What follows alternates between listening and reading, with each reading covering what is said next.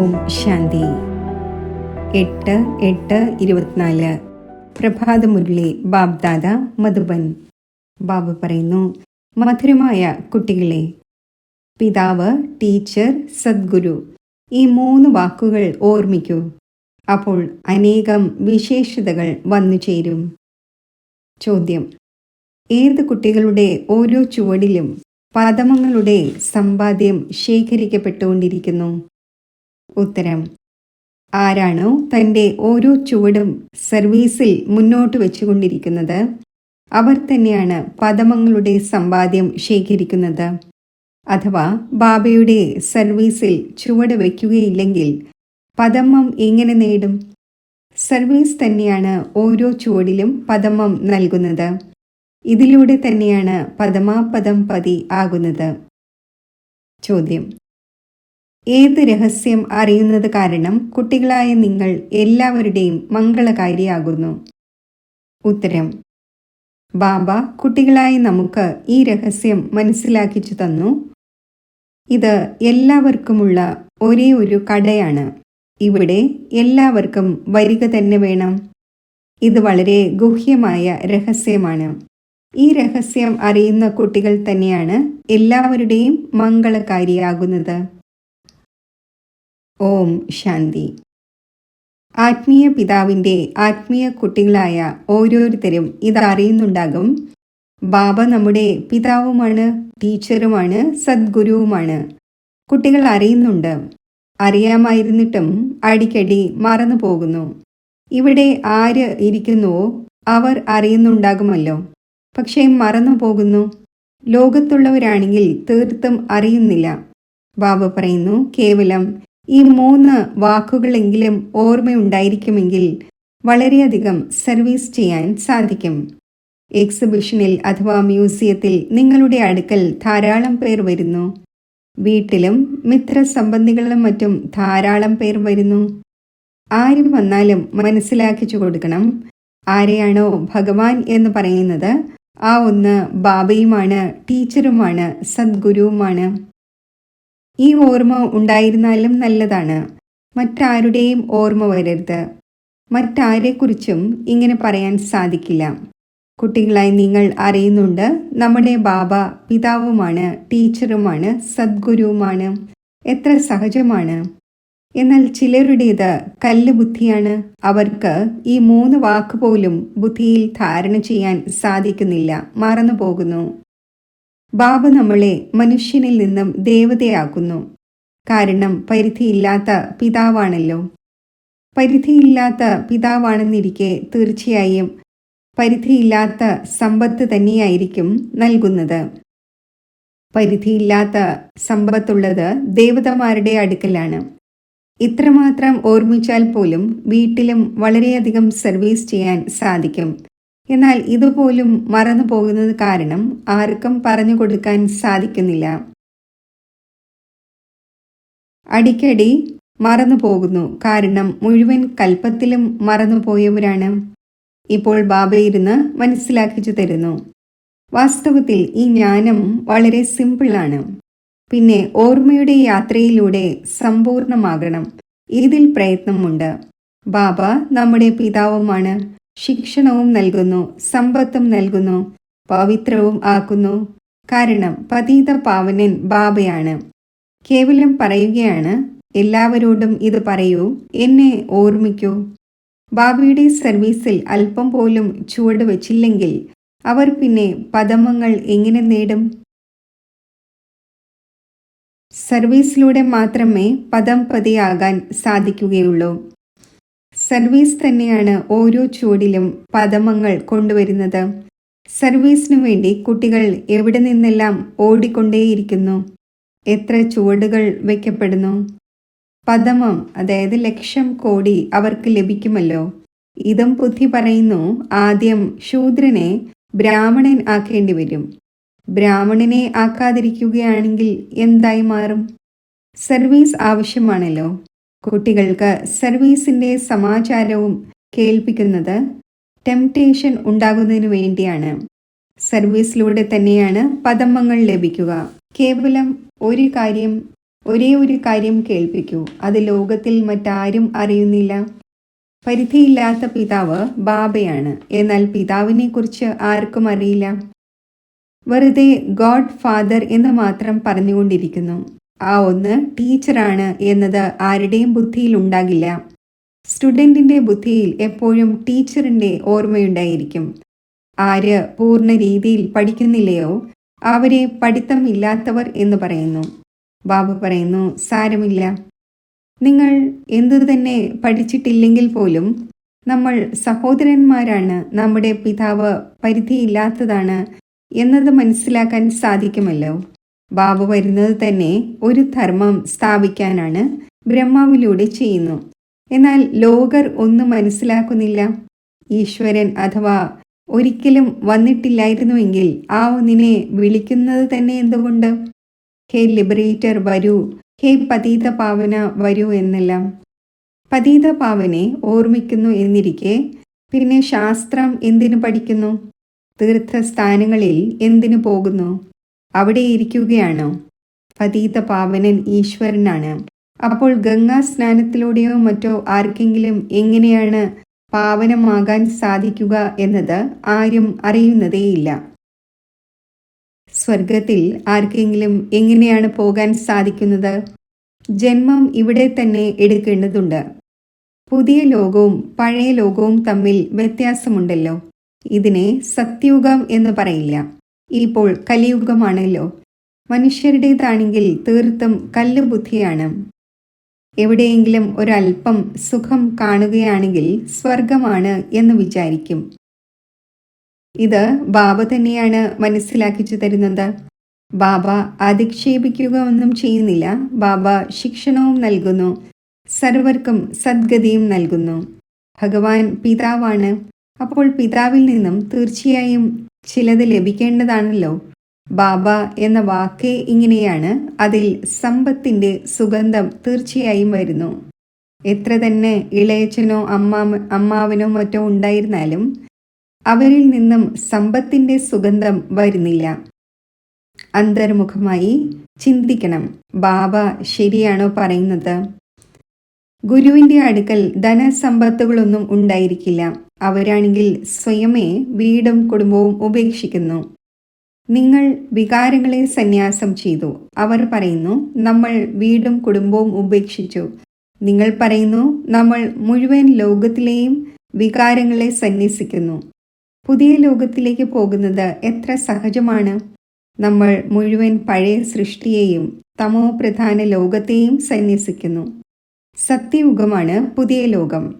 പുതിയ ലോകം തീർച്ചയായും ഉണ്ടായിരുന്നു എന്നത് അറിയുന്നുണ്ട്, എല്ലാവരും പാടുന്നുണ്ട്. സ്വർഗം എന്ന് പറയുന്നത് തന്നെ പുതിയ ലോകത്തെയാണ്. എന്നാൽ അവരാണെങ്കിൽ കേവലം പറയുക മാത്രം ചെയ്യുന്നു, ഒന്നും മനസ്സിലാക്കുന്നില്ല. ബാബ കുട്ടികളോട് പറയുന്നു, കേവലം ഇത് ചിന്തിക്കൂ. ബാബ നമ്മുടെ പിതാവുമാണ്, ശിക്ഷകനുമാണ്, സദ്ഗുരുവുമാണ്. എല്ലാവരെയും കൊണ്ടുപോകും. 2 വാക്ക് തന്നെയാണുള്ളത്, മന്മനാഭവ. ഇതിൽ എല്ലാം ഉൾപ്പെടുന്നു. എന്നാൽ ഇതുപോലും മറന്നുപോകുന്നു. ബുദ്ധിയിൽ എന്തെല്ലാമാണ് ഓർമ്മയുണ്ടായിരിക്കുന്നത് എന്നറിയില്ല. അല്ലാത്ത പക്ഷം ദിവസവും എഴുതി നൽകൂ. ഇത്ര സമയം നമ്മൾ ഏത് അവസ്ഥയിൽ ഇരിക്കുകയായിരുന്നു? നിങ്ങൾ പിതാവിൻ്റെയും ടീച്ചറിൻ്റെയും സദ്ഗുരുവിൻ്റെയും മുന്നിലിരിക്കുകയാണ്. അപ്പോൾ ആ ഒന്ന് ഓർമ്മ വരേണ്ടതാണല്ലോ. സ്റ്റുഡൻറ്റിന് ടീച്ചറിൻ്റെ തന്നെ ഓർമ്മ വരുമല്ലോ. എന്നാൽ ഇവിടെ മായയുണ്ടല്ലോ. പൂർണ്ണമായും ശിരസ് തിരിച്ചു കളയുന്നു. മുഴുവൻ രാജ്യഭാഗ്യം തന്നെ എടുത്തു കളയുന്നു. നിങ്ങൾക്ക് അറിയാനേ കഴിയുന്നില്ല. വന്നിരുന്നത് സമ്പത്ത് നേടുവാനാണ്, എന്നാൽ യാതൊന്നും ലഭിക്കുന്നില്ല. ഇങ്ങനെ തന്നെ പറയുമല്ലോ. സ്വർഗത്തിൽ പോകും, പക്ഷേ അത് വലിയ കാര്യമൊന്നുമല്ല. ഇവിടെ വന്നു, പക്ഷേ പഠിച്ചില്ല. കേവലം സ്വർഗത്തിൽ പോകുമല്ലോ. ഇവിടെ ഇരിക്കുകയാണല്ലോ. സ്വർഗത്തിലേക്ക് പോകണം, പിന്നെ എന്തായാൽ എന്ത് എന്ന് വിചാരിക്കുന്നു. അത് പഠനമായില്ലല്ലോ. അല്പമെങ്കിലും കേട്ടുവെങ്കിൽ അതിൻ്റെ ഫലം ലഭിക്കുന്നു. പഠനത്തിലൂടെയാണെങ്കിൽ വലിയ സ്കോളർഷിപ്പ് ലഭിക്കുന്നു. ബാബയിൽ നിന്നും ഉയർന്നതിലും ഉയർന്ന പദവി നേടണമെങ്കിൽ പുരുഷാർത്ഥം ചെയ്യേണ്ടി വരും. പഠനം ഓർമ്മയുണ്ടായിരിക്കുമെങ്കിൽ 84ന്റെ ചക്രവും ഓർമ്മ വരും. ഇവിടെ ഇരിക്കുമ്പോൾ എല്ലാം ഓർമ്മ വരേണ്ടതാണ്. എന്നാൽ ഇതുപോലും ഓർമ്മ വരുന്നില്ല. അഥവാ ഓർമ്മ വന്നിരുന്നുവെങ്കിൽ ആരെങ്കിലും കേൾപ്പിച്ചേനെ. ചിത്രം എല്ലാവരുടെയും അടുക്കലുണ്ട്. ശിവന്റെ ചിത്രം ഉപയോഗിച്ച് നിങ്ങൾ ആരെ കേൾപ്പിച്ചാലും ഒരിക്കലും ദേഷ്യപ്പെടുകയില്ല. പറയൂ, വരൂ, നമ്മൾ താങ്കൾക്ക് പറഞ്ഞു തരാം. ഈ ശിവൻ പരിധിയില്ലാത്ത പിതാവാണല്ലോ. ഈ ഒന്നുമായി താങ്കൾക്ക് എന്ത് ബന്ധമാണുള്ളത്? ഉപയോഗശൂന്യമായ ചിത്രങ്ങളൊന്നും ആയിരിക്കില്ല. ശിവനെക്കുറിച്ച് തീർച്ചയായും പറയും, ഇത് ഭഗവാനാണ്. ഭഗവാൻ നിരാകാരൻ തന്നെയാണ്. ആ ഒന്നിനെ പിതാവ് എന്ന് പറയുന്നു. ആ ഒന്ന് ശിക്ഷണവും നൽകുന്നു. നിങ്ങളുടെ ആത്മാവ് ശിക്ഷണം സ്വീകരിക്കുന്നു. ആത്മാവ് തന്നെയാണ് എല്ലാം ചെയ്യുന്നത്. ടീച്ചറാകുന്നതും ആത്മാവാണ്. ബാബയും ഈ രഥത്തിൽ വന്ന് പഠിപ്പിക്കുന്നു. സത്യയുഗം സ്ഥാപിക്കുന്നു. അവിടെ കലിയുഗത്തിൻ്റെ പേരോ അടയാളമോ ഉണ്ടായിരിക്കില്ല. മനുഷ്യർ എവിടെ നിന്നും വരും? സർവീസബിളായ കുട്ടികൾക്ക് മുഴുവൻ ദിവസവും ചിന്ത നടന്നുകൊണ്ടേയിരിക്കുന്നു. സർവീസ് ചെയ്യുന്നില്ലെങ്കിൽ ബുദ്ധിയെ പ്രവർത്തിക്കുന്നില്ല എന്ന് മനസ്സിലാക്കുന്നു. വീട്ടിൽ ഇരിക്കുന്നത് പോലെയാണ്. ബാബയെ മനസ്സിലാക്കാൻ സാധിക്കുന്നില്ല. പതീത പാവനായ ബാബയെ ഓർമ്മിക്കുന്നതിലൂടെ തന്നെയാണ് സമ്പത്ത് ലഭിക്കുന്നത്. ഓർമ്മിച്ച് മരിക്കുകയാണെങ്കിൽ ബാബയുടെ എല്ലാ സ്വത്തും ലഭിക്കും. പരിധിയില്ലാത്ത പിതാവിൻ്റെ സ്വത്താണല്ലോ സ്വർഗം. കുട്ടികളുടെ അടുക്കൽ ബാഡ്ജുമുണ്ട്. വീട്ടിൽ മിത്രസംബന്ധികളും മറ്റും ധാരാളം വരുന്നു. ആരെങ്കിലും മരിക്കുകയാണെങ്കിലും വളരെ പേർ വരുന്നു. നിങ്ങൾക്ക് അവരുടെയും നല്ല സർവീസ് ചെയ്യാൻ സാധിക്കും. ശിവ് ബാബയുടെ ചിത്രമാണെങ്കിൽ വളരെ നല്ലതാണ്. വലുതും വയ്ക്കാവുന്നതാണ്. ഇതിൽ ആരും ഒന്നും പറയില്ല. ഇത് ബ്രഹ്മാവാണ് എന്ന് പറയില്ല. ഇത് ഗുപ്തമാണ്. നിങ്ങൾക്ക് ഗുപ്തമായി മനസ്സിലാക്കിച്ചു കൊടുക്കാൻ സാധിക്കും. കേവലം ശിവന്റെ ചിത്രം വയ്ക്കൂ. മറ്റെല്ലാ ചിത്രങ്ങളും മാറ്റൂ. ഈ ശിവ് ബാബ പിതാവും ടീച്ചറും സദ്ഗുരുവുമാണ്. ഈ ഒന്ന് വരുന്നത് പുതിയ ലോകത്തിൻ്റെ സ്ഥാപനം ചെയ്യുവാനാണ്. സംഗമത്തിൽ തന്നെയാണ് വരുന്നത്. ഈ ജ്ഞാനം ബുദ്ധിയിലുണ്ടല്ലോ. പറയൂ, ശിവ് ബാബയെ ഓർമ്മിക്കൂ. മറ്റാരെയും ഓർമ്മിക്കേണ്ടതില്ല. ശിവ് ബാബ പതീത പാവനനാണ്. ആ ഒന്ന് പറയുന്നു, എന്നെ ഓർമ്മിക്കൂ. എങ്കിൽ നിങ്ങൾ വന്ന് ഞാനുമായി കണ്ടുമുട്ടും. നിങ്ങൾക്ക് ഗുപ്ത സർവീസ് ചെയ്യാൻ സാധിക്കും. ഈ ലക്ഷ്മി നാരായണൻ ഈ നോളജിലൂടെ തന്നെയാണ് ആയത്. ശിവ് ബാബ നിരാകാരനാണ് എന്ന് പറയും. ആ ഒന്ന് എങ്ങനെ വരുന്നു? നിങ്ങളുടെ ആത്മാവും നിരാകാരമാണ്. അതെങ്ങനെയാണ് വരുന്നത്?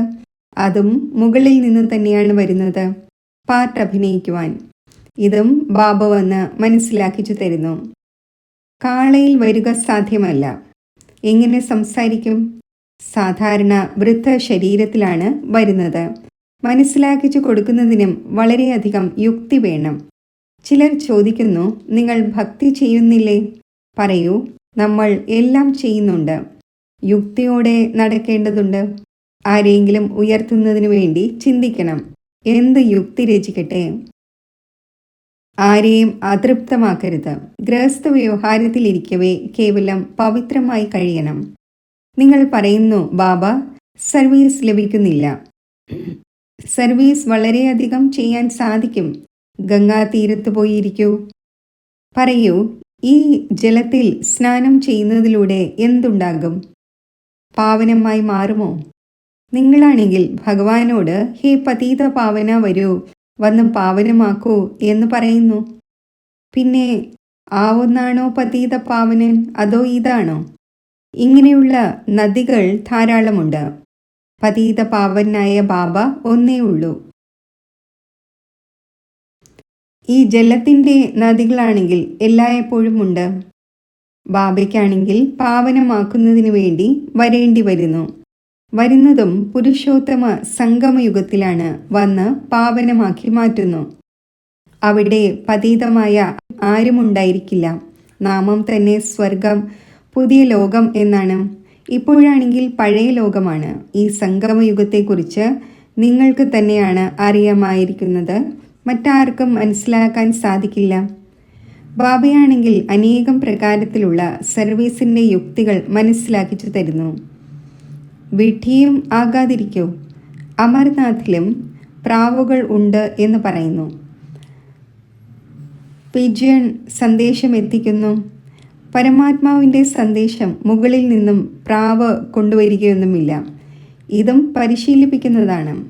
എഴുതിയത് പ്രാവിൻ്റെ പാദത്തിൽ കെട്ടുന്നു, അപ്പോൾ കൊണ്ടുവരും.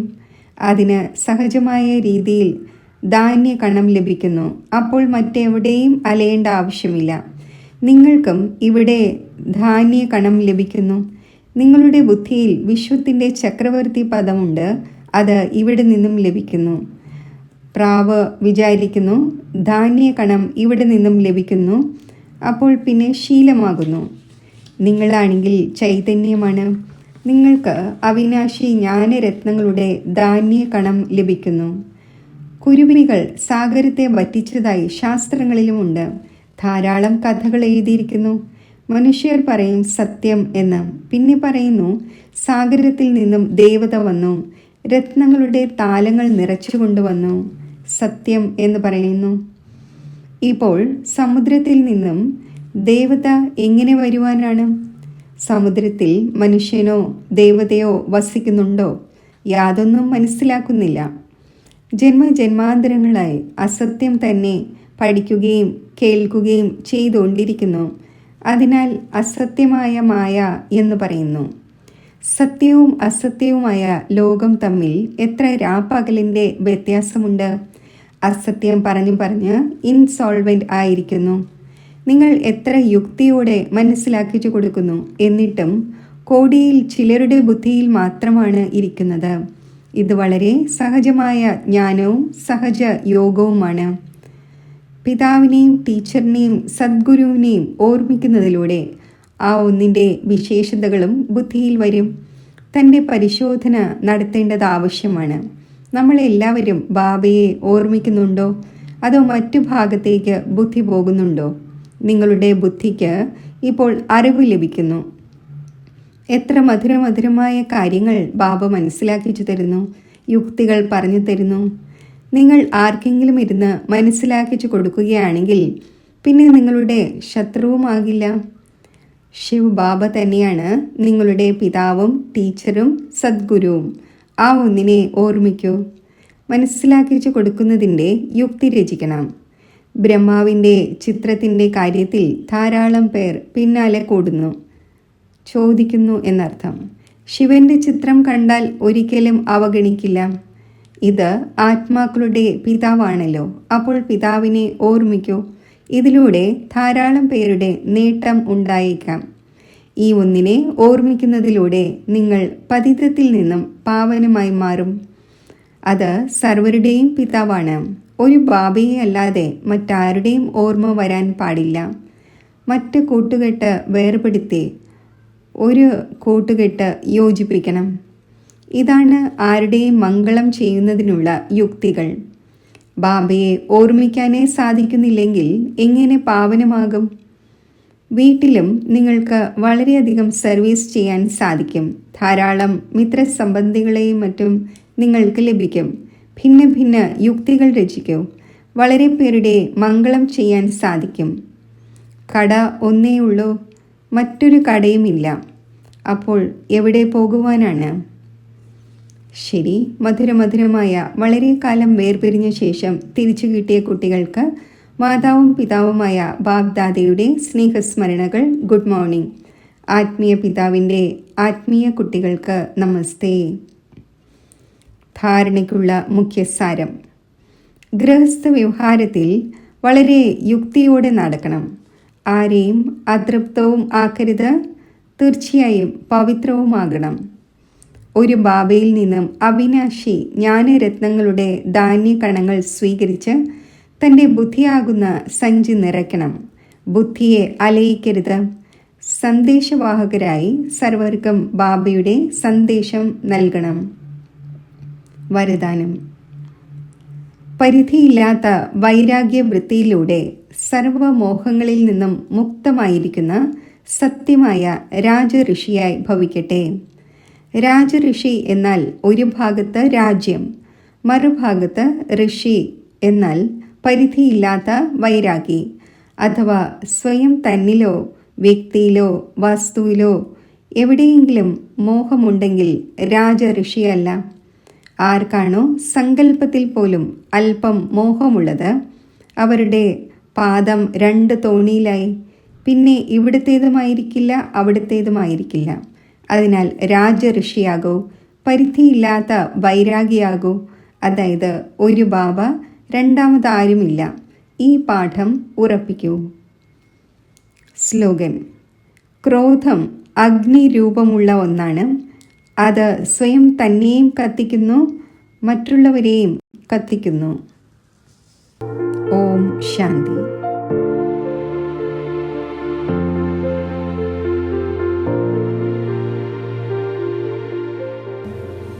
വരദാതാവിൽ നിന്നും പ്രാപ്തമായ ദിവ്യ ബുദ്ധിയുടെ വിമാനത്തിലൂടെ ഞാൻ ആത്മാവ് സൈലൻസിൻ്റെ ലോകത്തിലേക്ക് സഞ്ചരിക്കുന്നു.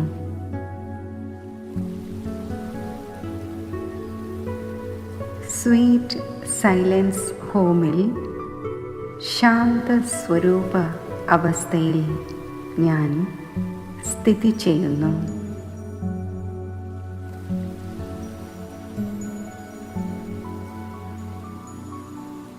വരദാതാവായ ബാബയുമായി എൻ്റെ ബുദ്ധിയുടെ കണക്ഷൻ ചേർക്കുമ്പോൾ ബാബയിൽ നിന്നും ലൈറ്റിൻ്റെയും മൈറ്റിൻ്റെയും കിരണങ്ങൾ എനിക്ക് പ്രാപ്തമാകുന്നു.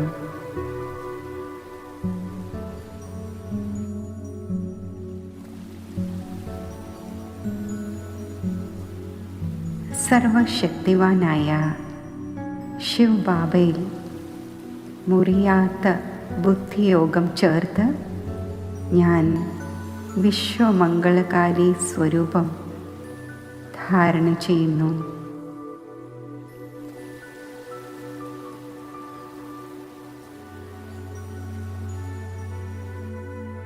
ഈ സർവശ്രേഷ്ഠ സ്വരൂപത്തിലിരുന്ന് മുഴുവൻ വിശ്വത്തിലേക്കും ലൈറ്റിൻ്റെയും മൈറ്റിൻ്റെയും കിരണങ്ങൾ വ്യാപിപ്പിക്കുന്നു.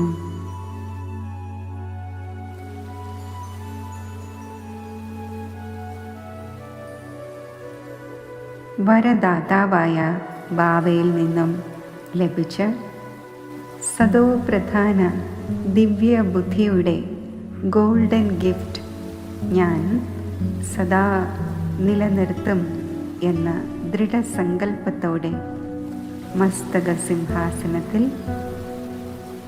ഞാൻ വിരാജിക്കുന്നു.